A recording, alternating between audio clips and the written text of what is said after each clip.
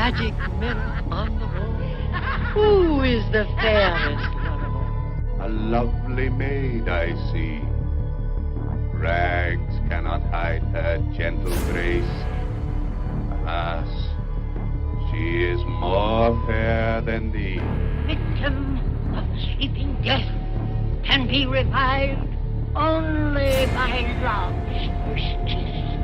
Hello guys. Okay, wait, let me just do shoutouts first and then we'll get into the video because it's a lot to unpack and I can't wait because honestly, okay, let's just get to the shoutouts. Layla Underwood, Boba Girl, my name is Talia, Kalar Massard, Larina Kerr, Unique, Gollum Shakroon, Little T Marshall, Kalixa, and Sophia. Thank you all so much for supporting my channel and I love you all very, very freaking much. Let's just get on to the video now. I recently just found out about this insane theory about the movie Snow White and I honestly believe it, and it's not my theory, okay? Let me just put that out there. It's not an original theory of mine, but I read it and I thought it was really interesting and really cool and I actually believe it and I wanted to share it with you all. So here we go. The person who created this theory was Matt Morgan. So you remember the movie Snow White, right? Bring back her heart in this. It's really weird because she's like 14 years old and the guy is like, I don't remember Prince Charming's age, but it's quite a difference. I guess it was different times and it's really creepy and really weird. But this movie is a classic, a Disney classic. And if you haven't seen it, basically it's Snow White, 14-year-old like princess or whatever, or girl, and her father dies early on in her life and she's left with her stepmother, but her stepmother hates her. Like one day she has the magic mirror on the wall. It is magic mirror, not mirror, Mandela effect, but anyways, magic mirror on the wall. Who's the fairest one of all? And the mirror answers that it is Snow White. And so she goes into a jealous rage and fit and tries to kill her stepdaughter for being prettier than she is, I guess. And so she sends her huntsman out to kill her. Her huntsman has empathy for her and decides to kill an animal instead in her place, but then the evil queen finds out and then she's like, okay, go see her. But at this moment she's run away and she meets these 7 dwarves and they keep her and she cleans for them. It's really weird. You let me stay? I'll keep house, Lord. I'll wash, sew, sweep, cook. The queen finds her, dresses as an old person through magic, and gives her a poison apple. She takes a bite of this poison apple because this little girl is so freaking gullible and dies. Pretty much. And then, of course, her Prince Charming saves her by giving her a kiss because only a true love's kiss can wake her up. And she wakes up and they live happily ever after. But according to this theory, that is not actually how it goes, and it's pretty safe to say that it makes a lot of sense in the theory. And I kind of like the story better. So at the beginning of the movie, Snow White is like wishing upon a well. She's like wishing for her true love, I believe. But in doing so, she almost falls into the well. And when she almost falls, she catches a glimpse of her Prince Charming in the water. And turns out it's not just her imagination. The Prince Charming is actually right there. And upon seeing him, she runs away because she's shy. Which doesn't really make a lot of sense because even if I'm shy, if my crush is around, I still want to be around them because